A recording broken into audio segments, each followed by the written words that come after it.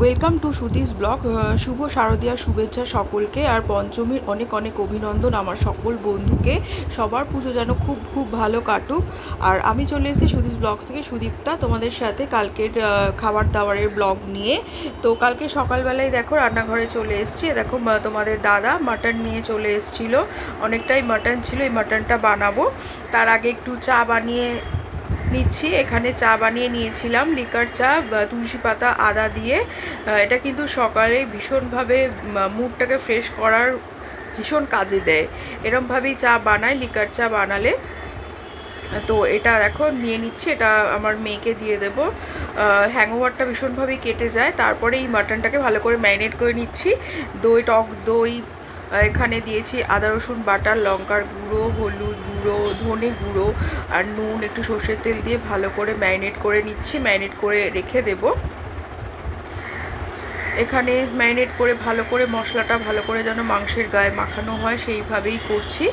করে এখানে দেখো রেখে দিয়েছি। তারপরেই জলখাবারের জন্য নান, পুরি আর আলুর তরকারি, এটা দিয়েই কালকে জলখাবার সেরে নিয়েছিলাম। আলুর তরকারিটা সবাইকে দিয়ে দিচ্ছি, 4 জনের প্লেটেই এখানে আছে। আর এটা কিন্তু বেশ ভালো লাগে মাঝে মধ্যেই খেতে।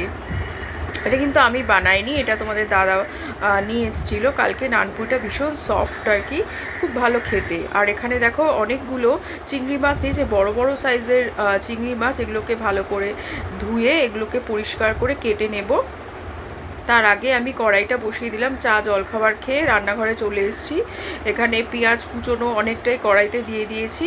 আর এখানে মাংসর জন্য এখানে দেখো আদা, রসুন আর গোলমরিচটা শিলে বেটে নেবো। আর পেঁয়াজের সঙ্গে এখানে কাঁচা লঙ্কার পেস্ট দিয়ে দিলাম। আগে পেঁয়াজ কুচানো দিয়েছিলাম, তারপরে এই পেস্টটা দিয়ে দিলাম। দুটো মিশিয়ে করলে বেশ ভালো হয় কিন্তু খেতে। এখানে দেখো এই শিলে যে মশলাটা বেটে নিয়েছিলাম, একটুখানি পেস্ট বানাবো না, একটুখানি ডুমো ডুমো আর একটুখানি থেতো করে নিলেই বেশ ভালো হবে, ফ্লেভারটা আমার মনে হয় বেশি ভালো হয়। তারপরেই দেখো এই ম্যারিনেট করা মাটনটা 1 ঘন্টার জন্য ম্যারিনেট করে রেখেছিলাম, দিয়ে দিচ্ছি পুরোটাই। এবার ভালো করে কষিয়ে নিয়েছিলাম। ভালো করে কষাতে হবে, অনেকটাই সময় লাগে মাটন করতে, তোমরা সবাই জানো। এখানে দেখো একটুখানি রসুনের পেস্ট দিয়ে দিয়েছি, কারণ রসুনটা আমি কম দিয়েছিলাম। পরে আদা রসুন আবারও দিয়েছিলাম, কারণ এই দেখেছি এটার মধ্যে এরকম করে করলে কিন্তু টেস্টটা অনেক বেশি ভালো হয়। এটা দেখো চিংড়ি মাছের জন্য আমি এখানে পেঁয়াজ, কাঁচা লঙ্কা, শুকনো লঙ্কা, একটু গোলমরিচের পেস্ট এখানে করে নিচ্ছি। পেস্টটা যেন একদম জল না থাকে সেরমভাবেই করতে হবে। এখানে আরও তারপরে ধনেপাতা অ্যাড করে দিলাম। ধনে পাতাটাকেও ভালো করে পেস্ট করে নিয়ে এবারে চাপা দেওয়া মাটনটাকে আবার কষাতে শুরু করলাম, নাহলে তো তলায় ধরে যাবে। পাশাপাশি দুটোই চলছে আর কি। আর এই চিংড়ি মাছের কাটলেট বানাতে কিন্তু অনেকটাই সময় লাগে, সেই জন্য পাশাপাশি না করলে আরও দেরি হয়ে যেত। ভেজে রাখা আলুগুলো আবার দিয়ে দিয়েছিলাম। এটা ভালো করে কষিয়ে নিচ্ছি।